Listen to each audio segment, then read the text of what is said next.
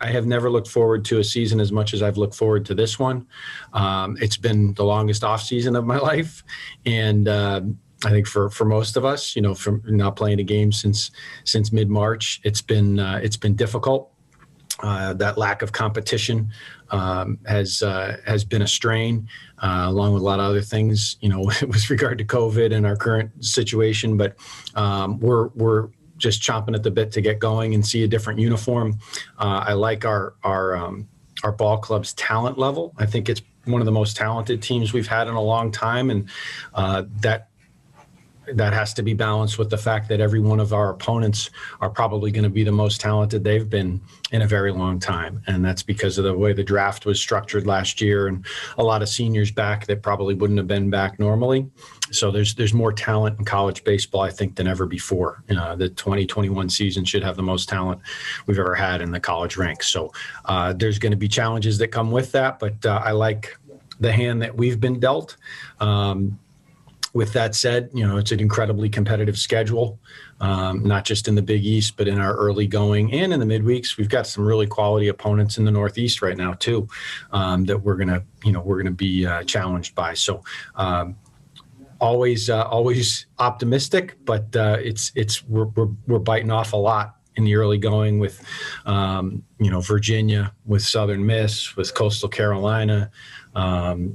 With Texas Tech, I can't imagine anybody in the country with a much more difficult schedule than that in the early going. So, and with that said, we're very excited to try to tackle it and get going and see a different uniform as soon as possible. Gavin? Hey, good morning, Jim. How you doing? Hey, Gav.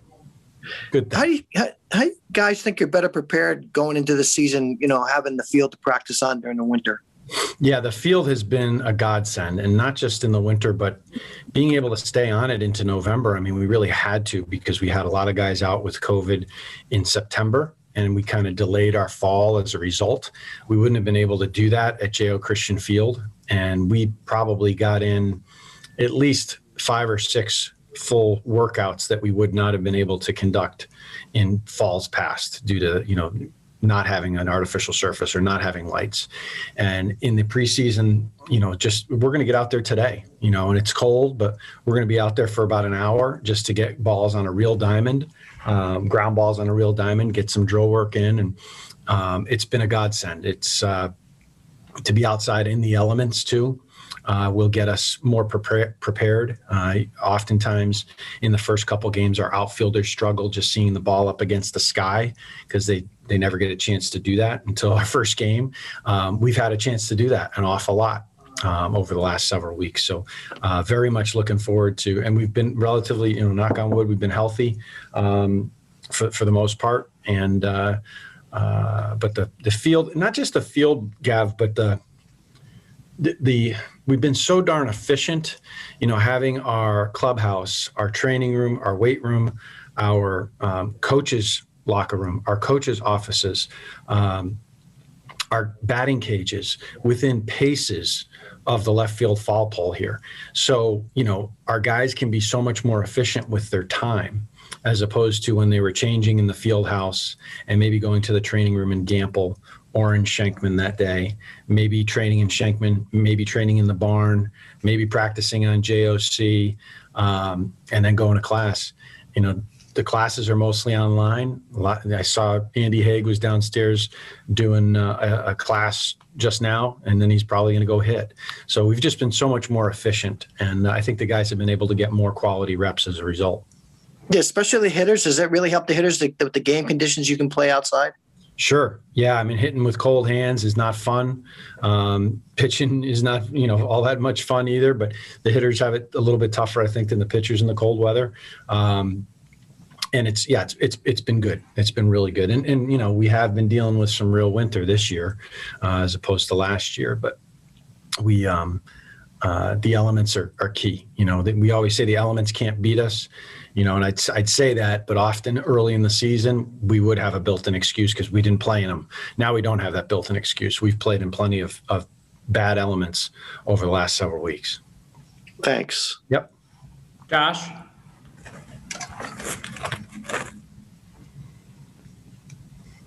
Thanks, Chris. Coach, how are you? Good, Josh. How you doing? Awesome. You mentioned the schedule and just kind of what everyone's going through with COVID. I guess given all of that for this season, how extra difficult was putting that schedule together? And you mentioned just all the local teams that are really strong this year. Just how much has that helped just you guys adjust to maybe what would be so uncertain this year? Yeah, it's really competitive teams want to play us, and I guess that's a compliment. So when we are looking for opponents to play, there's usually there's not a shortage of takers. Problem is there's some of the best programs in the country. So when we were looking, we were supposed to go to Cal Berkeley at the beginning. The trip that we're taking to Texas Tech, this is just to illustrate this point, the trip that we're taking to Texas Tech did not exist until Cal Berkeley called me end of March last year and said, hey, we're going to go to a Pac-12 tournament. It's going to knock out our weekend that we had planned with you guys. So we wanted to give you a heads up. We're not going to be able to play you because we're going to be playing conference that weekend. Well, it took maybe 6 hours before Texas Tech was calling me once we put something on a website saying we were looking for that weekend. And, it didn't take long. And I didn't know, there's not much difference between Berkeley, California, and Lubbock, Texas. Last time I checked, they're very similar places. Not quite. But they're very good programs. And, we have to be willing to adjust and ready to adjust. I mean, we were supposed to play Hartford for our home opener at Elliott Ballpark. That's not going to happen because Hartford's not playing outside conference games. So we're going to have to adjust again. And the message to our guys is just, hey, we're going to do everything we can to play as many games as we're allowed. And they know that. They know that we're hawks about finding other opponents to play. We're going to jump on anything that we think will make us better in the long term. Maybe not in the short term, but in the long term. And that's what our schedule is really about. So the messages to our players have been to be resilient, to be ready to adjust, follow directions, pay attention to detail. And a word that we've been using a lot, I think I heard it on C-SPAN, with regard to the impeachment, or with regard to the Capitol riot. One of the, I think it was a representative, said that they were ready on the House floor to do their jobs with great alacrity, and I didn't know what that meant, so I looked up the word alacrity. And I thought it was the perfect word to describe the mentality that we must have. So our guys have heard that in many forms. They know that we have to be alacritous and ready with great energy and anticipation to do our jobs, to the best of our ability. So that's been a buzzword, for the last month. So I made them look it up. I didn't tell them what it meant. So maybe that's a quick assignment for you guys too. Sean? Hey, Coach. Thanks for being here. Sean Pagano with Fox 61. I'm wondering if you could talk a little bit about recruiting, Coach, and maybe how COVID-19 has kind of changed some things. I know UConn, pretty good position as far as recruiting, maybe than other schools, but with no high school ball last year and so forth, and the NCAA rules. Can you lend a perspective on the challenges right now with it? Yeah, thanks, Sean. We've kind of resisted doing a lot of recruiting during the pandemic, but other people are, so I can't say that we haven't collected some commitments over that time frame, but the commitments that we have taken, we do everything we can to have seen them in competition before the pandemic. So I don't really want to recruit anybody on a video or on analytics, on data points. I need to see how they fail, how they handle pressure, what kind of teammate they are.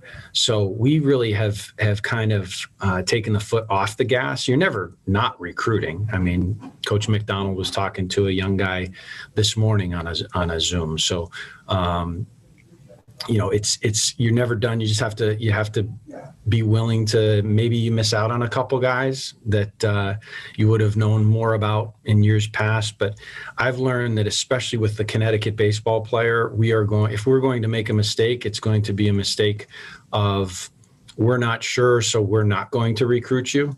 And I'll be the dummy rather than the jerk, meaning I'm going to be the dummy that didn't recruit the Hall of Famer, the future Hall of Famer, if I'm not positive that he's a UConn type guy, especially when they're from Connecticut, as opposed to I'm not sure and we take his commitment and then we have to cut him. I'm going to do everything we can to avoid that. So we've been a little bit more conservative, I suppose, in how we do that, our recruiting. Thank you, Coach. You're welcome. Danny? Yeah, hi, Coach. Hey, Danny. So you mentioned the schedule. You're obviously starting off with a really, really good opponent. I think a top 5 team in the country with Virginia. I guess just what are the advantages and disadvantages of starting off the season with an opponent that tough? Do you like that, or would you prefer maybe more of a tune-up game? No, you have to, if you want to be the best. I mean, ultimately, we want to win a national championship here. So you got to beat the best. In order to be the best, you have to beat the best. So I can't say that it's within reason. If we had 6 freshmen starting this weekend, I would not want to be scheduling the University of Virginia in the first weekend. We may not have that luxury to know when we're going to have 6 freshmen on the field, and sometimes these schedules are made years and years in advance. But this year we have a relatively a veteran group that I think can handle it, and they expect to win no matter who we're playing. So that wasn't always the case, 15, 16 years ago. That wasn't always the case, but I think it is the case now, and we want to keep elevating our expectations and our standards. So I think the only way it can backfire is if, certainly you can go into a buzzsaw and get humbled pretty quickly, but that means that's what you are. Bill Parcells once said, "You are what your record says you are." And I think that's very true. So you just can't be afraid of that. If it doesn't go well, the record doesn't look too good, change it. The only way you're going to do that is if you continue to challenge yourself and play really good people.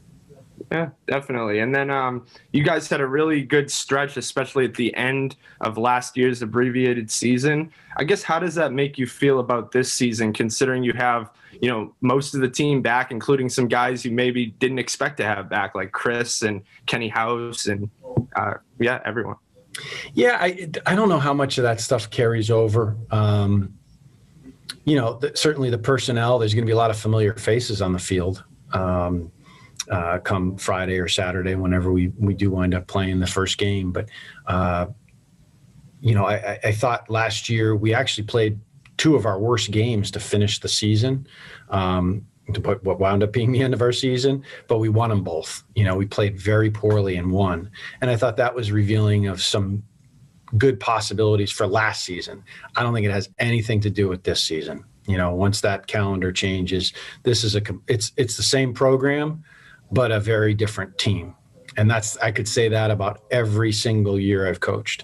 I think the biggest challenges that we've had are with chemistry, and athletes are very physical in nature, and to not be in the same space physically has been a real challenge. I think our freshmen really aren't part of our, in many ways, they're not quite part of our culture yet, because they're not aware of our standards completely. They haven't been around enough to know what the expectations are. So that has certainly been not just our freshmen, but all of our junior college transfers too. They're still on a huge learning curve.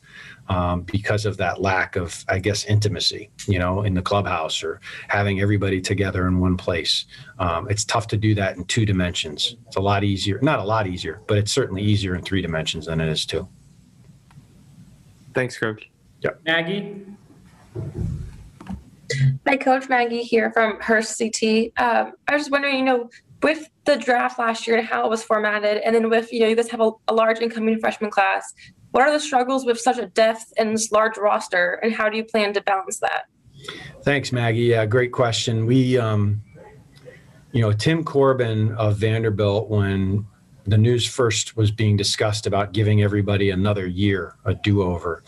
Here's a guy who's done more to advance college baseball than I could ever dream to. And he said out loud to a group of us on a conference call with a lot of prominent coaches, I don't know how I snuck on it, but there are a lot of prominent coaches from around the country on the call. And he said out loud, he goes, I think this is going to be a problem. You're taking a pipe and putting water into both ends of it. At some point, it's going to burst. And, I don't know if we have the answer to that. I think in the coming days, could be in the coming 24 hours, in the coming weeks, in the coming months, we're going to learn a lot about that. Because right now, I've got 44 guys, actually 40, because we have 4 that are injured and are going to gray shirt, 40 that believe, and I hope they believe this, they're going to be in the lineup. They're going to be getting the ball in a big spot. And it could be in the next hour, we're going to post our first travel list, and we're leaving 19 players behind. So then what usually happens is there's a line, and it looks like a confessional in the Catholic Church outside my door, and wondering why. And so you can only play 9, 10 at a time if you're using the designated hitter. So I think we're still learning, and we'll learn as to what the impact will be. But it hasn't been difficult yet because they're all competitors. They all believe in themselves. But I think when opportunities are going to be limited, you're going to learn a lot about that impact in the coming days and weeks. So I think junior colleges are going to be experiencing a real boom in talent level. I think some guys are going to be going to that level from the Division I ranks, just because there's just not going to be enough room in the next couple of years. So it's, I think Tim Corbin said it right. The water is going to go in from both ends of the pipe. At some point, it's going to burst. So yeah, does that answer your question? Yeah. And then on the flip side of that, what is it like, you do have a handful of returners, that are coming back. Specifically, what is it like to have Chris back this year for what will be his senior season? I was really happy. It's not a concert here, by the way. If you hear the music, the PA is loud at the soccer stadium. To have Chris back, it is like having, I think Kyler said he's almost like an extra coach. He does know our culture. He appreciates, or he knows our standards, and he can help me flatten that learning curve with those rookies. I wanted to be sure that we were being respectful and courteous to Chris last spring when he was trying to decide, if he definitely did want to come back. And I didn't want to assume that was the case. So we had a lot of real heart-to-hearts, and I didn't want to sway him. I said, listen, you've done enough. You've emptied the tank every day for this program. And if you wanted to move on to something else, I will 100% support you. And I know all the coaches and your teammates would feel the same way. He gave it some thought, like he does everything. He's such a bright kid, but really took the time to discuss it with his family. And then when he was all in, I didn't have to hold back my emotions, and I told him how excited I was to have him back. And, I think it's meant to be too. I mean, his brothers need to, both sets of brothers. I mean, they need to have one full season together, for sure. One last full season together. Thank you. Yep. Rich? Hey, Coach, I'm Richard from UCTV. Hey, Rich. I just have a question. What's the biggest difference about being in the Big East this year post the American, and what are you telling your players about joining the Big East for the first time for most of them? I haven't told them much about it, to be honest with you. It's a ways off, so we haven't. We're playing an ACC opponent first, so we've been focused on them. But I think one of the pitfalls is if you start thinking about the neighborhood you live in as opposed to your own house, you can get in big trouble. And you have to stay focused on your house and improving your house as best you can. And then the neighborhood can improve. I mean, I know when we went into the American, we weren't ready for that, and had a rude awakening, had to make a lot of adjustments. And the neighborhood was really, really strong and really, really good. And we just focused on our house. And then eventually we belonged in the neighborhood, and we made the neighborhood better as a result. And I'm hopeful that we can do that with the Big East. We're going into a conference in which you guys can look up our 1-loss record against Seton Hall. It ain't pretty. They've had our number for decades and decades. It's a very good program that Coach Shepard runs. St. John's and us, I think we're tied, believe it or not. It's an unbelievable rivalry. I think it's 58 and 58 lifetime, or not lifetime, forever. So we've got tremendous amounts of respect for every program in the league. There's some that I don't know much about, with Creighton and Butler and Xavier. They weren't in the league when we left it, or when the league left us, I should say. So, we're looking forward to it. I think the biggest difference for me, those guys are trying to beat us, so there's not an awful lot different. Certainly the food's going to be better. I'm going to get better Italian food and real bagels. And I got really sick of grits and barbecue over the last few years in the American. So that's the biggest difference for me personally. Luke? Hi, Jim. So in terms of the conversation ahead of the season has really mainly been focused on just the boon of talent this year in college baseball. Like, it's something really special. You're probably never going to see it again in our lifetimes.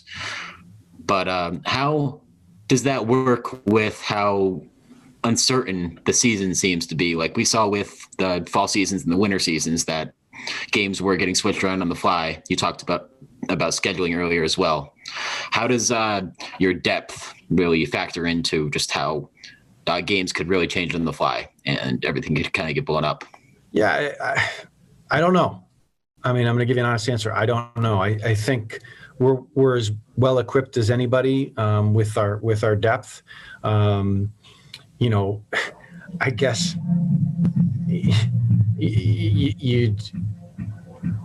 it'd be nice to have 44 guys have already contacted the virus in the last 3 months and have a little bit more security, knowing that we're going to be healthy. But I would not wish that on my guys. I don't want that. So I suppose if there are some teams out there that have depth and have had the virus and have gotten through it in the last 3 months, they're very well positioned to keep their guys healthy and on the field. We're not in that boat. We've had some guys that have contracted it. I think around 20 or so guys, maybe a couple fewer than that.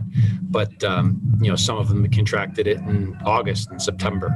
So we're not going to have that advantage. But I guess that would be the only real advantage. That would be the only kind of differentiation between teams with really good depth. Switching gears a little bit, you guys had Springer come back and talk to the guys in the fall. How big is that for your program that you can have a guy of his stature to come back and speak to your program?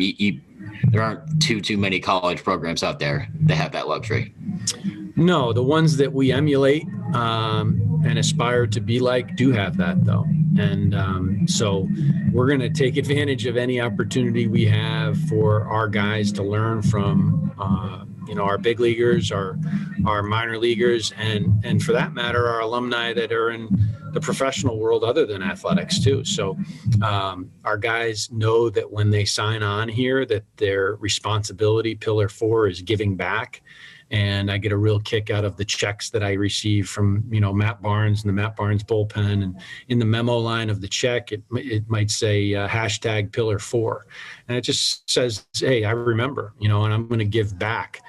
So we take advantage of that, and George came back and he was bummed out that he couldn't meet the guys in person. We had just kind of gone on not a pause, but, we weren't able to get together as a team. But we were able to Zoom, and he took a base running quiz with them. And of course he aced it and he didn't have to study for it, but he was awesome with the guys, and he really didn't want to leave. He gets around young people, and he's a young person himself. He's like Peter Pan, especially when it's with baseball players and baseball people. So it was fun seeing his energy level kind of perk up when he saw all those faces on the Zoom too. But, I think it has a tremendous impact, and we'd be foolish not to take advantage of leveraging that. But not just George, but all of our big leaguers have been very generous with their time and with their resources too. And one last one.